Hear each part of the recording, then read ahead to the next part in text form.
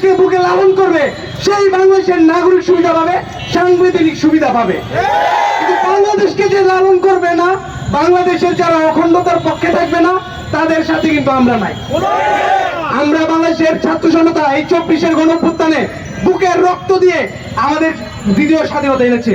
সেই স্বাধীনতা ধরে রাখতে হবে। পার্বত্য চট্টগ্রাম নিয়ে বারবার ষড়যন্ত্র হয়। সম্প্রতি আপনারা আবার দেখতেছেন পার্বত্য চট্টগ্রামকে অস্থিতিশীল করার ষড়যন্ত্র চলতেছে। আমি সাধারণ পার্বত্য চট্টগ্রামের সাধারণ মানুষদের সাথে মিশেছি, তাদেরকে আমি দেখেছি তারা অমায়িক, তারা এত ষড়যন্ত্র বুঝে না। তাদেরকে ভুল পথে দাবিত করতেছে কিছু সন্ত্রাসী সংগঠন। এই সন্ত্রাসী সংগঠন গুলাই চাই পাহাড় থেকে যেন সেনাবাহিনীকে সরানো হয়। কিন্তু আমরা কিন্তু এত বোকা না, পাহাড় থেকে আপনার সেনাবাহিনী সরাবেন আর আপনারা সেখানে চাঁদাবাজি করবেন, মানুষ খুন করবেন, তাই বাংলার ছাত্র সমাজ মেনে নিবে না। আমরা বুকের তাজা রক্ত দিয়ে বারবার আমাদের এদেশের জনগণ শহীদ হওয়ার মাধ্যমে এই বাংলাদেশের ভূখণ্ডকে আমরা আমাদের নিজেদের অধিকারে এনেছি। 200 বছর আগে, 150 বছর আগে এসে আপনি বলবেন আপনি আদিবাসী আর বাকিরা সেটেলার। What is this? এদেশের আঞ্চলিক ভাবে আপনার সুপ্রাচীন কাল থেকে বাঙালিরা নৃতাত্ত্বিক ভাবে এই অঞ্চলে বসবাস করে আসতেছে।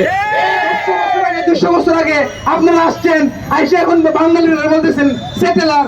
যারা রক্ত করে যুদ্ধের মতন এই দেশকে স্বাধীন করেছে তাদেরকে বলতেছেন সেটেলার। অথচ এই মুক্ত স্বাধীন বাংলাদেশে আপনাদেরকে তো নাগরিক অধিকার দেওয়া হয়।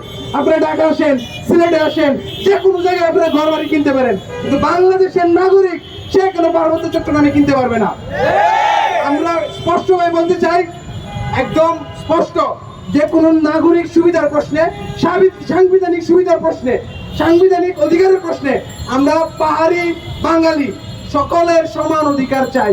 কিন্তু কেউ যদি বাংলাদেশের স্বাধীনতা সার্বভৌমত্ব মেনে না নেয়, তাদের বিরুদ্ধে বাংলাদেশের ছাত্র সমাজ তাদের রক্ত দিয়ে রাজি।